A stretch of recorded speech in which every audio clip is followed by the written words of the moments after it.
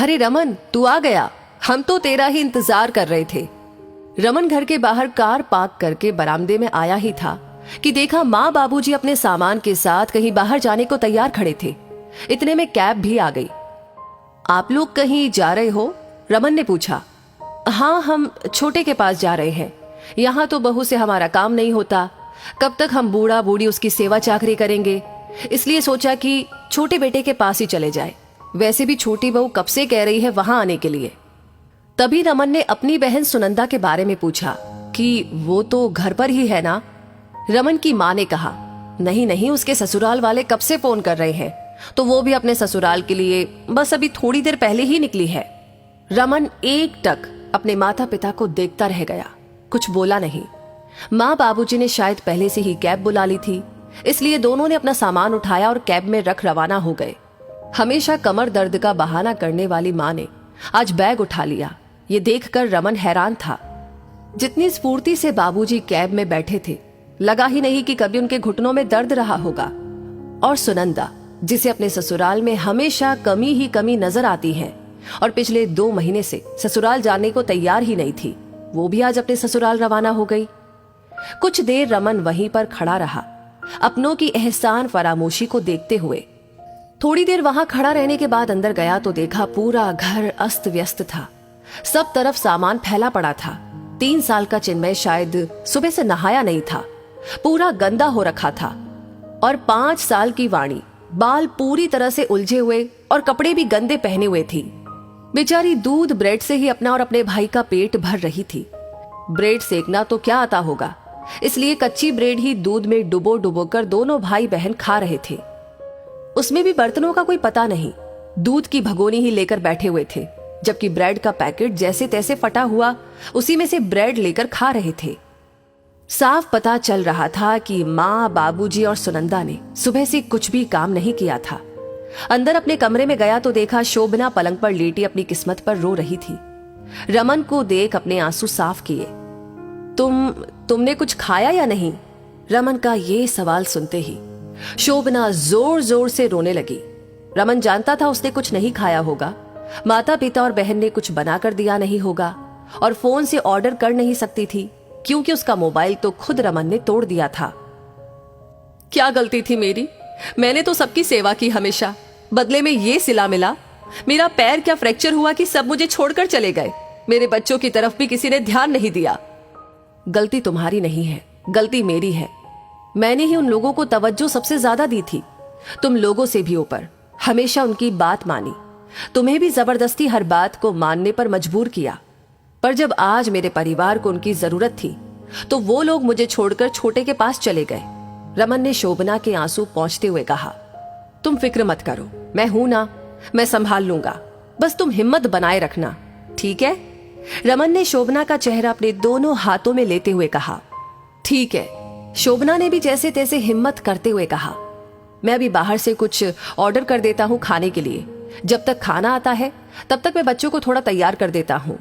उसने फोन पर खाना ऑर्डर किया और बच्चों को बुलाकर उनके हाथ पैर धुलाकर ढंग के कपड़े पहनाए। पापा के हाथों तैयार होते हुए दोनों बहुत खुश थे। अपनी मम्मी को बार बार दिखाने आ रहे थे कि देखो पापा हमें तैयार कर रहे हैं। मम्मा देखो, मम्मा देखो, पापा ने मेरी चोटी बनाई। नन्हा चिन्मय ज्यादा बोल नहीं पाता, सिर्फ अपनी ड्रेस पर हाथ रखकर इतना ही बोला, पापा, मम्मा, पापा। अपने बच्चों को इतना खुश देखकर शोभना को याद आया वो दिन जब वो दुल्हन बनकर इस घर में आई थी। रमन घर का बड़ा बेटा, सास ससुर, देवर प्रवीण और एक शादीशुदा ननद सुनंदा थी, जो अपने ससुराल में कम और मायके में ज्यादा दिखती थी। बेटे से पहले बेटी का विवाह किया गया था।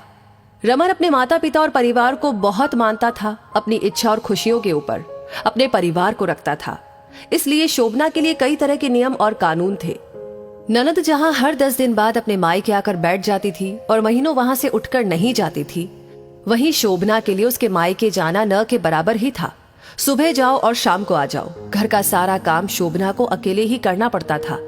शोभना का पूरा दिन घर में काम करते हुए ही बीत जाता। रमन और शोभना अगर कहीं घूमने जाते तो पहले सुनंदा और सास ससुर जाने को तैयार होते, और अगर नहीं गए तो पहले सबका खाना तैयार करके जाना पड़ता। शादी से पहले शोभना जॉब करती थी, पर शादी के बाद उसे जॉब छोड़नी पड़ी। रमन के अनुसार माता पिता की सेवा करना उसका फर्ज था। सुबह से शाम मशीन बनी शोभना अकेले काम करती और बाकी सब फरमाइश करते रहते थे। एक दो बार नौकर रखने के लिए कहा तो रमन ने मना कर दिया, क्योंकि सास ससुर को नौकर चाकर का काम पसंद नहीं आता था, इसलिए नौकर भी नहीं रखने देते। जब वाणी हुई तब तक प्रवीण की भी शादी हो चुकी थी। देवरानी निशा ने आकर सब संभाल लिया था, पर सास ससुर और ननद का रवैया वही रहा। नेक लेने में सभी आगे आ जाते, पर काम करने के मामले में सब पीछे हो जाते। जब प्रवीण निशा दूसरे शहर शिफ्ट हुए तब कुछ दिन सास ससुर उसके साथ भी रहे, पर निशा के घर में नौकर काम करते थे और उससे जितना होता वो उतना ही काम करती थी, इसलिए सारी फरमाइशें वहां पर नहीं चलती तो सास ससुर शोभना के पास रहना ही पसंद करते, क्योंकि वो जानते थे कि यहाँ रमन के रहते शोभना की मनमर्जी नहीं चल सकती। अभी सप्ताह भर पहले ही अचानक बारिश का मौसम हो गया तो सुनंदा ने उसे आवाज लगाई, भाभी बाहर बारिश का मौसम हो गया है, फटाफट से कपड़े ले आओ। रसोई में पकौड़ी तलते हुए शोभना शायद फोन पर भी बात कर रही थी, इसलिए उसने सुनंदा से कहा, दीदी मैं पकौड़े तल रही हूँ, आज कपड़े आप ले आइए प्लीज। तुम्हें शर्म नहीं आती? तुम्हारे रहते सुनंदा कपड़े लेकर आएगी? सासू माँ जोर से चिल्लाई। उनकी आवाज सुनकर रमन बाहर आ गया। क्या हुआ माँ, क्यों चिल्ला रही हो? देख तेरी पत्नी को, कमजोर होती जा रही है, सुनंदा से काम करवा रही है। अब हम भारी होते जा रहे हैं ना इस पर। नहीं होती है सेवा तो बोल दे, हम छोटे के पास चले जाएंगे। ऐसे कैसे कह रही हो माँ, मैं अभी समझाता हूँ। शोभना, शोभना, लगभग चिल्लाते हुए ही रमन रसोई में गया और शोभना के मोबाइल को फेंकते हुए जोर से शोभना को डांटने लगा। रमन ने डांट लगाई है तो अपने हाथ धोकर रसोई में काम करती हुई शोभना को ही छत पर भागना पड़ा।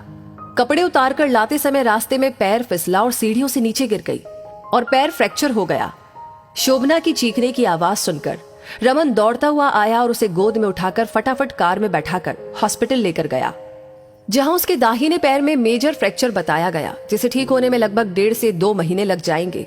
4-5 दिन तो शोभना हॉस्पिटल में ही रही। उसके बाद रमन उसे घर लेकर आया तो असली परेशानी तो अब शुरू हुई। सास ससुर ने निशा को फोन कर दिया कि वो आकर यहाँ संभाल ले, पर निशा जानती थी कि वो शोभना की सेवा करने के लिए नहीं बल्कि खुद की सेवा करने के लिए बुला रहे हैं। वो जानती थी कि अगर वो आने से मना कर देगी तो वो लोग खुद से यहाँ आ जाएंगे, और यही मौका है रमन की आंखों पर से अपने माता पिता और बहन के नाम की पट्टी हटाने का। नहीं तो बेचारी शोभना जिंदगी भर परेशान होती रहेगी। मौका देखकर उसने अपने कमान में से तीर छोड़ा। बाबूजी, मेरा आना तो नहीं हो पाएगा। अब शाम को तो माँ और सुनंदा ने जैसे तैसे खाना बना दिया, लेकिन दूसरे दिन रमन ऑफिस में कुछ दिन की छुट्टी के लिए कहने गया। तब वापस लौटा तो देखा माँ बाबूजी घर से छोटे के पास जाने के लिए रवाना हो रहे हैं। और अब इतने में खाना आ गया तो रमन खाना लेकर कमरे में आ गया। चलो बेटा, आज पापा तुम लोगों को खाना परोसेंगे, यहाँ पर जल्दी से आ जाओ। रमन की आवाज सुनकर बच्चे कमरे में आ गए और शोभना के पास जाकर बैठ गए। आज पहली बार रमन, शोभना, वाणी और चिन्मय ने साथ में खाना खाया। थोड़ी देर बाद रमन के फोन पर शोभना के लिए निशा का फोन आ गया। माफ करना भाभी, मैं नहीं आ पा रही हूँ, लेकिन अब कम से कम भैया की आंखों पर अपने परिवार के नाम की जो पट्टी बंधी थी वो हट गई होगी। वैसे फिक्र मत करो, मैंने एजेंसी में बात कर ली है, कल वो लोग मेड भिजवा देंगे घर पर। भैया से कहिए सब संभाल लेंगे। थैंक यू निशा। अरे आप मेरी बड़ी बहन है, इसमें थैंक यू की क्या बात है। साल का अंत चल रहा है और मैं अपने परिवार के लिए कुछ भी नहीं कर पा रही हूँ। भाभी, सबसे बड़ी खुशी की बात है कि इस साल के अंत में भैया को समझ में आ गया कि कुछ रिश्ते स्वार्थी होते हैं, उनके लिए अपनों का मन नहीं मारना चाहिए। ये कहकर निशा ने फोन रख दिया। तो दोस्तों, इस वीडियो से आपको क्या सीख मिलती है, कमेंट बॉक्स में लिख करके अपनी राय जरूर बताएं और इस वीडियो को ज्यादा से ज्यादा शेयर करें। आपका हर एक लाइक, हर एक शेयर हमें मोटिवेट करता है ऐसी ही प्रेरणादायक वीडियो आपके सामने लाने के लिए। साथ ही हमारी हर वीडियो को सबसे पहले पाने के लिए हमारे पेज को फॉलो करना ना भूलें। धन्यवाद।